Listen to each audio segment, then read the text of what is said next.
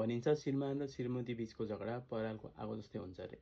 दनदन्ती बल्छ तर एकछिनमै निभि पनि हाल्छ। यसै विषयमा आधारित रहेर निर्माण भएको परालको आगो सिनेमाको ट्रेलर सार्वजनिक भएको छ।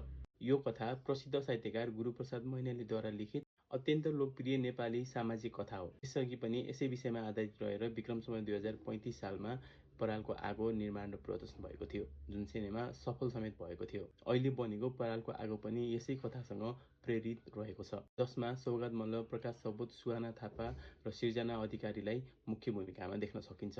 यस सिनेमाका निर्देशक भने लक्ष्मण सुनार हुनुहुन्छ। अहिलेको समय र परिस्थितिमा परालको आगो सामाजिक र पारिवारिक कथासहितको सन्देशमूलक सिनेमाले के कतिको इम्प्याक्ट पार्छ भन्ने कुरा चाहिँ हेर्न बाँकी नै छ। ट्रेलरले भने राम्रै रेस्पोन्स पाइरहेको छ। आशा छ सिनेमाले कथा पढ्दा जस्तो महसुस गराउँछ, हेर्दा पनि त्यस्तै महसुस गराओस्। परालको आगो यही वैशाख 11 गतेबाट देशभर प्रदर्शनमा आउँदैछ। सिनेमाको सम्पूर्ण टिमलाई सफलताको धेरै धेरै शुभकामना।